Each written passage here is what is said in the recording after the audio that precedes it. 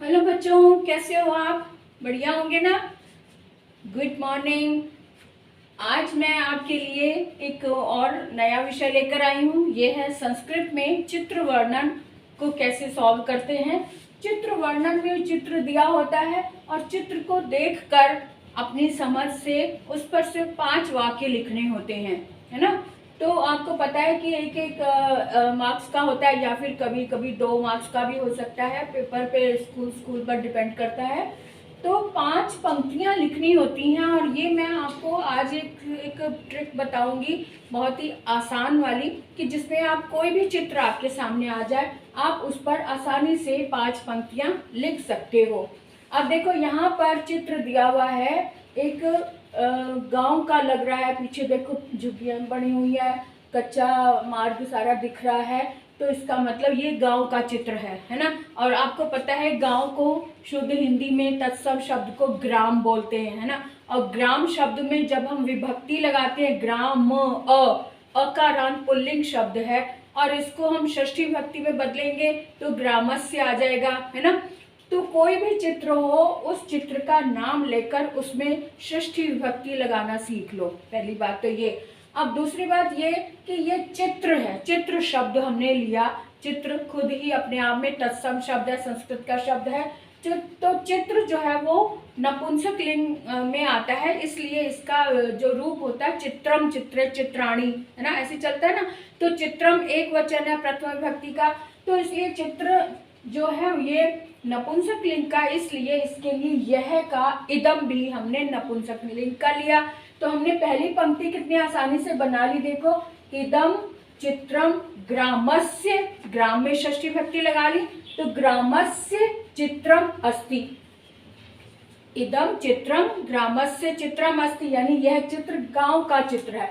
अब अगर यहाँ पे मान लो कोई और चित्र होता तब क्या करते, तो उस चित्र के अनुसार उसका नाम लगा के उसमें स्य यानी षष्ठी विभक्ति लगा देते और ये लाइन कंप्लीट हो जाती। मान लो कि यहाँ पर एक पार्क का चित्र है, वहां पर बच्चे खेल रहे हैं। पार्क यानी हमें पता है संस्कृत में उसको उद्यान, यानी तत्सम शब्द जो है वो उद्यान शब्द है। तो उद्यान में अगर हम यहाँ पे उद्यान होता तो हम ग्रामस्य की जगह पर उद्यानस्य लगा देते और बाकी सारे शब्द वैसे ही लग जाते, इदम चित्रम उद्यानस्य। समझ आ गया ना।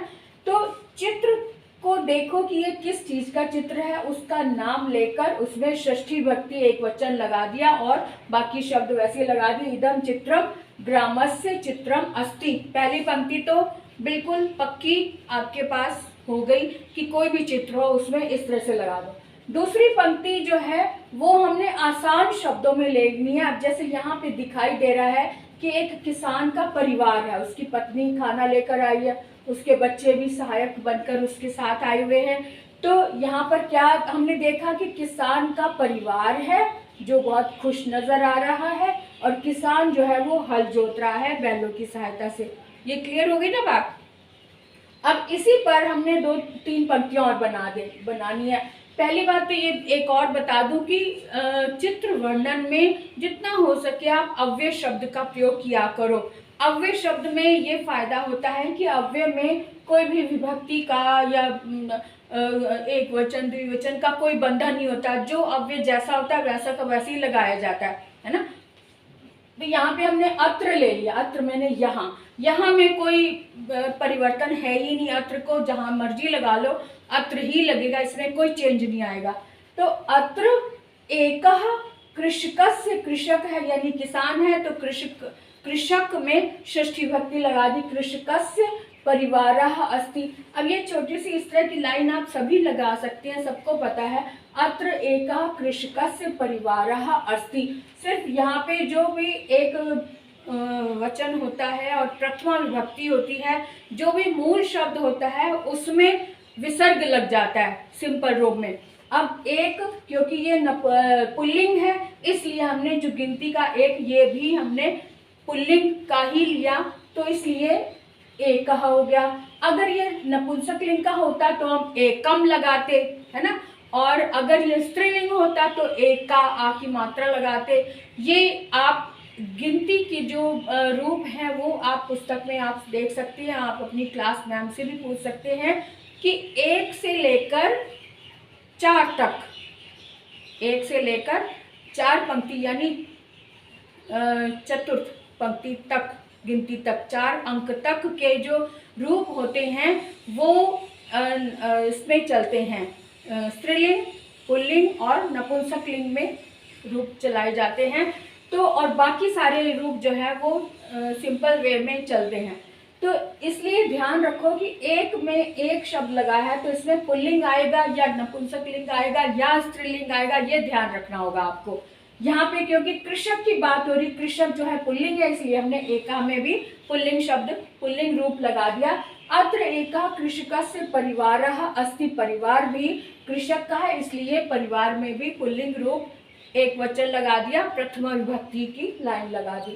तो अत्र एका कृषकस्य परिवारः अस्ति, ये 2 पंक्तियां हो गई निश्चित रूप से, है ना।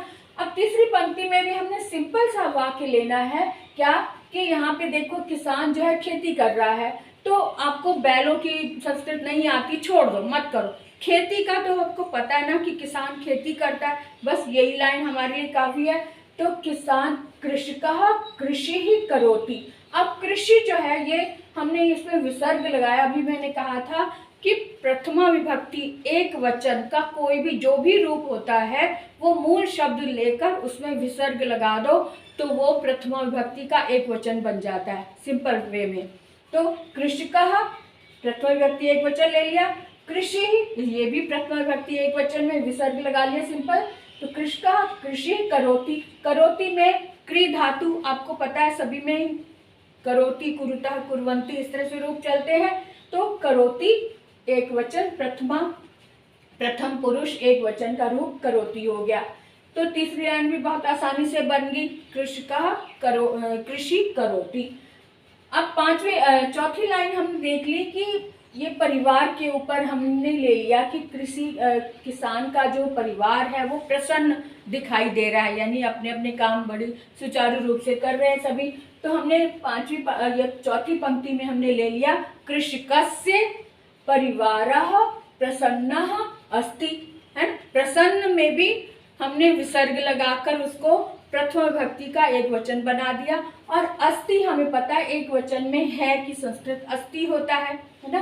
तो कृषकस्य परिवारः प्रसन्नः अस्ति, ये हो गई चौथी लाइन। अब पांचवी लाइन भी आप किसी भी चित्र में बिल्कुल ऐसी लगा सकते हैं, सिर्फ इतना ध्यान रखना है कि अगर चित्र खुशी महसूस करवा रहा है, अच्छा प्रतीत हो रहा है जिसमें, तब उसमें सुखदायकम लिखेंगे। और अगर किसी चित्र को देखकर हम दुख फील कर रहे हैं, हमें अच्छा सा नहीं लग रहा, तो उसमें हम दुखदायकम लिख देंगे, ठीक है। अब ये किसान का परिवार है और खेती कर रहा है तो बड़ा अच्छा सा लग रहा है ना इसको देखकर, तो हमने पांचवी लाइन ले ली, इदम चित्रम सुखदायकम अस्ति, है ना, सुखदायकम अस्ति। अगर अच्छा नहीं होता तब हम लिखते कभी कोई एक्सीडेंट का चित्र आ जाता है, कभी कोई प्रदूषण का आ जाता है, तो उसे देखकर अच्छा नहीं लगता ना, तब वहां पर हम लिख देंगे दुखदायकम अस्ति, सिंपल सी बात, इदम चित्रम सुखदायकम अस्ति। अब ये पहली पंक्ति और पांचवी पंक्ति बिल्कुल निश्चित रूप से आप सभी में इस तरह से फिट कर सकते हैं। बीच की 3 पंक्तियां छोटे छोटे वाक्यों के साथ इसको सेट कर सकते हैं। और एक बात और कि जो भी चित्र होता है उसके साथ में एक सहायता के लिए कुछ शब्द भी दिए हुए होते हैं, आपको पता है ना, शब्द भी दिए होते हैं, उनमें से शब्द लेकर आप 3 पंक्तियों को फिल कर सकते हैं। तो इस तरह से आपको समझ में आ गया होगा। अब आप अपना अभ्यास जरूर करें और चित्र लेकर इसके ऊपर 5 पंक्तियां बनाने की कोशिश करें और अपनी क्लास टीचर को, क्लास मैम को, जो सब्जेक्ट टीचर हैं उनको दिखाओ। और अगर कोई गलती होती भी है तो कोई बात नहीं, लेकिन आप लिखने की कोशिश जरूर करो। लिखोगे तभी पता चलेगा ना कि सही लिखा या गलत लिखा। तो गलत होता है तो मैम आपकी ठीक करने के लिए बैठी हैं, वो आपको ठीक कर देगी, यानी कि करेक्शन कर देगी। तो अब आप अभ्यास करें, जितना हो सकता है अभ्यास करें। और अगर आप कमेंट बॉक्स में लिखकर कुछ और पूछना चाहते हैं तो ज़रूर पूछें। पहली बार देख रहे हैं तो सब्सक्राइब जरूर करें, बेल पर जरूर जाएं और ऑल को टच जरूर करें ताकि सभी नोटिफिकेशंस आप तक समय पर पहुंचते रहें। तो कैसा लगा आपको वीडियो मेरा जरूर बताना कमेंट बॉक्स में। तो चलते हैं अगले वीडियो तक के लिए, बाय बाय।